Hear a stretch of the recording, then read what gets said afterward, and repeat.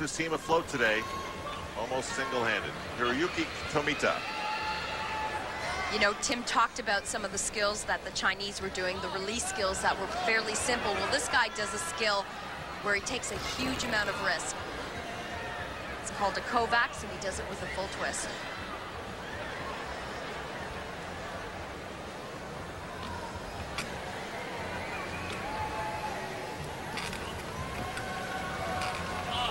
Comes very early right here.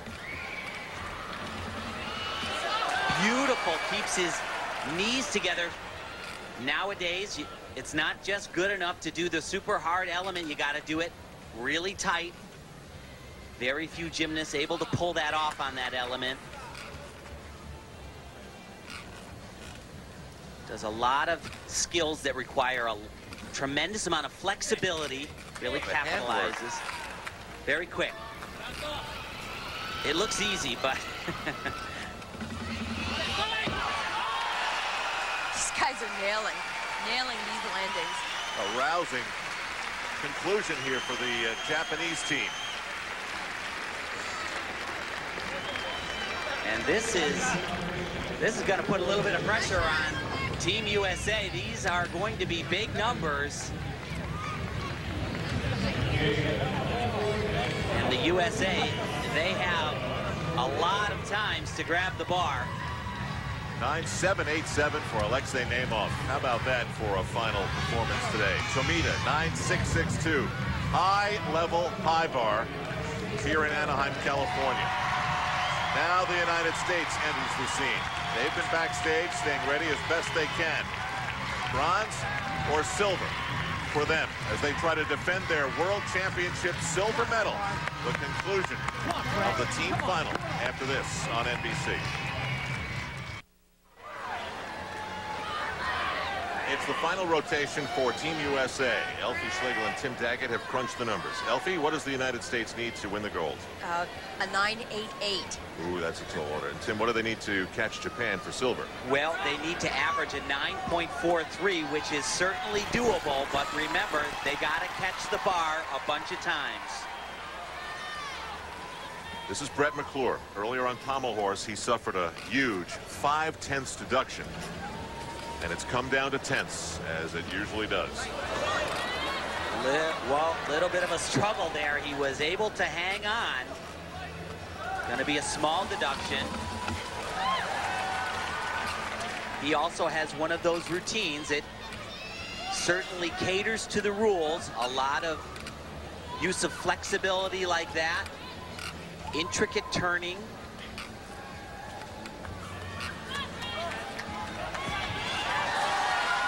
Great dismount.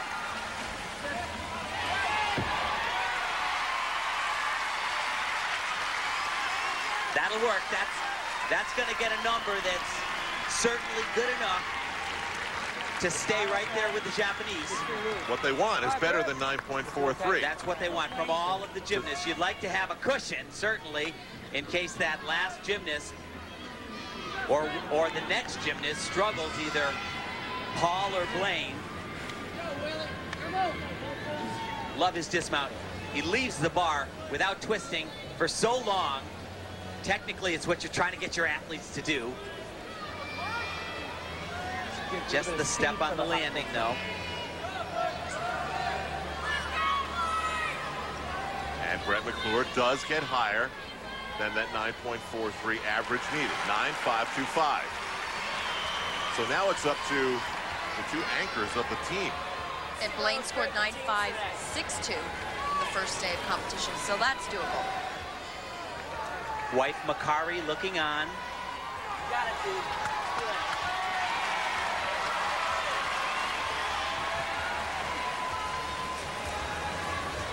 Blaine's biggest challenge comes right off the bat.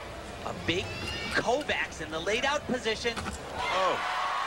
Wow, and he caught that really late. But will incur no deduction for it. He's being super aggressive in this routine. Got it. Just dismount. Finally Finally, a stuck landing. A big moment for Blaine Wilson. For years, he has led this Team USA. He has been their coach. He has been their guidance counselor. He has suffered through losing years and disappointments at the Olympics. And now maybe it is all coming together for him and the United States 1 year away from the Olympics. He has been the man for this USA team today. Take a bow, Blaine. And the members of Team Japan are watching. They know where this is being played out. They've heard the crowd. They've seen him stick it. You know, I asked him about only doing the 3 events today, and he said, in the past, I was the guy that did it all. And he's done it all here, 9.787.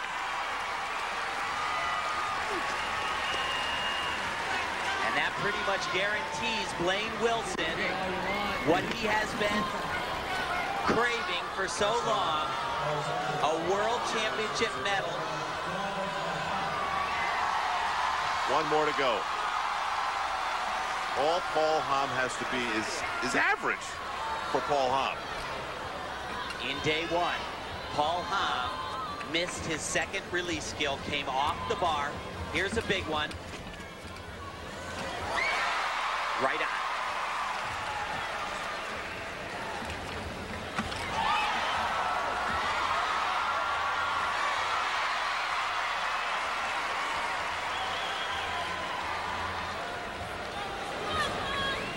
Two flips, 2 twists, and a silver medal. A step back, but is it good enough? It's good enough. That is going to do it. And you know what's weird? No one in this building right now, unless they are dialed into some computer interface that we don't know about, knows the deal. They just have seen numbers. They never put up on the scoreboard what the United States needs to score to win or get the silver medal. And so everyone in the building right now is in a total cloud. Did they win the gold? Are they the bronze? Are they out of the medal picture? Where are they? They're waiting very patiently to see that score up on the board.